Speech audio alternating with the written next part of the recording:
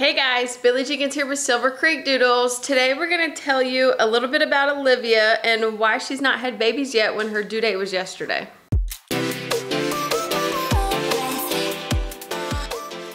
So we had bred Olivia and Kevin on January 21st and 22nd. Now it doesn't always matter when you breed, but when they ovulate. So that's why we do our blood work and progesterone testing. And usually, now it's like 99.9, I can always tell you when we get our numbers, we know we're ovulating. I tell you the due date, and puppies are usually always born on that day or 6 to 8 hours different. So today is Saturday, March 25th. Our due date that I thought we had was either the night of the 23rd or the 24th. So yesterday or the night before.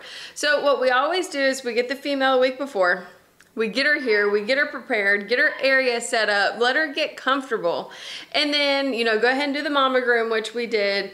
And then we wait for her. So then we start taking temperatures, usually 3 times a day, breakfast, lunch, and dinner time, just to make sure our temperature isn't dropping. So every time you've seen me post a picture of the dog in the background with the thermometer kind of, you know, up high, that's when the temperature gets into like the low 98s or the 97s. That's when the progesterone number starts to drop down. So that's when, you know, they're gonna start labor. She hasn't had a temp drop yet. So we did have her get down to 99.0 day before yesterday night. So not last night, but night before. And then it was back up at 100 yesterday morning. And then midday yesterday, got back down to 99.0. And then now it's been at 100 again. So we didn't have that temp drop. So my biggest fear is not prepared, but not being proactive. So I've seen a bunch of horror stories. I've never had it happen to me, but I've seen a bunch of horror stories of people that have a female that never goes into labor and they're just letting her go as long as they want. They go in, kind of like I did today. I'll tell you about that in a minute, but go in, look at the heartbeats. The puppies have heartbeats, and then wait. And then like a day or two later go in and all the puppies are dead. So that's my biggest fear. I don't want to get to that point to where I'm not educated enough to say, hey, something's not right. You know, yesterday was her due date. There's always a chance that something was wrong with my machine to where the numbers were different. But something else that goes along with that is they had a natural breeding. You know, Olivia let Kevin breed. So she should have been, that should have been the time. She should have been ready. She should have been right at that time. So it's kind of like, we've got all this information that helps us be really smart and really prepared and really knowing the dates, but we've just got to make sure that everything lines up, and then too, that the female's body does what it's supposed to. So early this morning, I was just not worried. I don't worry. So that's the thing, is I'm not a worrier. I'm not going to stress about things, but I'm going to be aware of what's going on. So I'm like, okay, I wish I had taken videos of this, I could show you, but she was on the couch, like wrestling Eleanor and chewing on a bone and on her back, you know, just kind of, you know, scratching her back, just playing. And I thought, what is wrong with this girl? She should be pushing out babies. So, you know, I was grateful she gave me a good night's sleep last night. Like, we've been doing really well. She's being a really good girl, but we want to make sure those puppies inside are baking correctly. So I went ahead and said, you know what? I'm going to call my vet. It's Saturday, so my vet is open from 9 to 12, but sometimes, you know, I called them and said, hey, I just want to see if the doctors want me to come into y'all, maybe at lunchtime, to where you can do an ultrasound and have a chance if we need a C-section, like to be able to do it. And they said they didn't have the nurse available for the surgery today, so I went ahead and called Western. So it's the place that we've been going for the broken leg for Little Miss Pink. So they said, yeah, come on in. So did all my puppy stuff here, got everybody walked again, ready to leave so I could be gone a few hours. Packed her up and then went ahead and got on the road and headed there. And it's about a 45-minute to an hour drive. So we got on the road and we started riding, and you can see her in the rearview mirror. And this is my view almost the whole way. I had the rearview mirror kind of cocked down where I was looking at her the whole time. And then just seeing, you know, she's laying there, she's fine. You know, she'll sit up and look around. She's a little restless, but not that much. She was just hanging out. So I thought, okay, Miss Olivia, we're just gonna go get you checked out. So we get to the vet.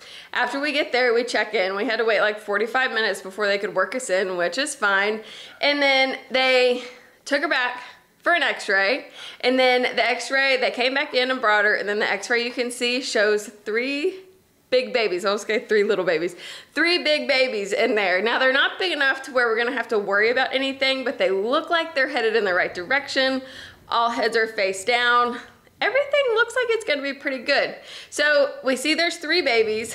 Last time she had 10, so it's kind of a big difference from 10 to 3, but that's okay. You know, they do what they want to do. Their bodies are their nature, so they're gonna do what they're gonna do. But 3 babies, they brought in the ultrasound machine. We went ahead, and I'm gonna kind of stop talking in a second because I want you to see, because I videoed of them checking the heartbeats. The heartbeats need to be 180 to 220 to be healthy heart rates, and they were, so take a peek. You're all right, Miss Liv. So what we're looking for ideally is going to be some heart rates over 180 beats per minute. See some fetal movement there already. And fluttering.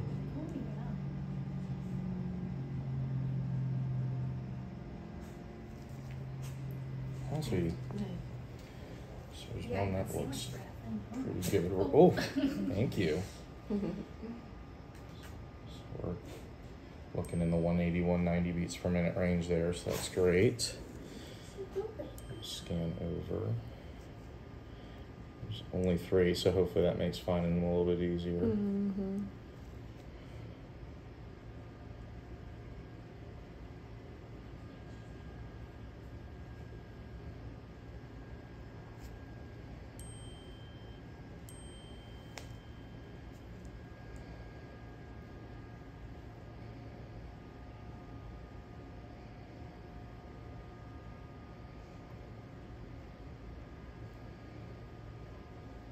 Direction you going?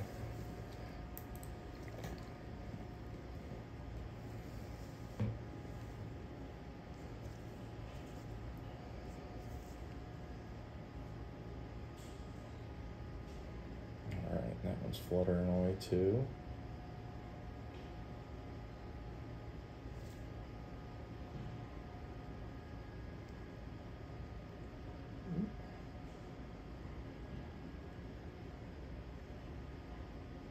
It's chugging along. I'm saying that one's closer to 190, 200.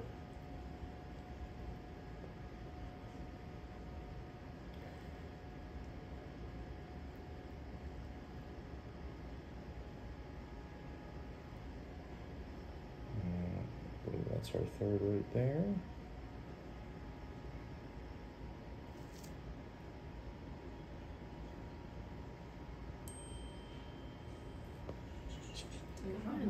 We're in that 180 to 190-ish range right there too. So he reassured me not to worry, that once it went to like 65, 66, 67 days, which still is kind of out of my head too far. Like I'm worried to go to that far of number.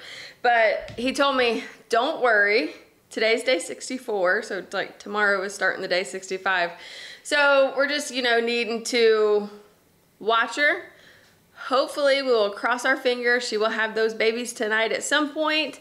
If she doesn't, then I'll probably take her back up tomorrow, or, you know, I don't know. I hate to wait till Monday. I was gonna say call my vet Monday and schedule a C-section, but I don't want to wait that long. I don't know. It's just I'd rather go ahead and get them now, even if they could come on their own, because I don't want to risk the chance of them not, you know, because we won't know. She's acting completely normal. So, you know, like if you can see here, she's just in her area, hanging out, tail's a wagging, don't mind the glass. I haven't cleaned it today, and that's just from her nose throughout the night and a little bit this morning when I was getting food ready.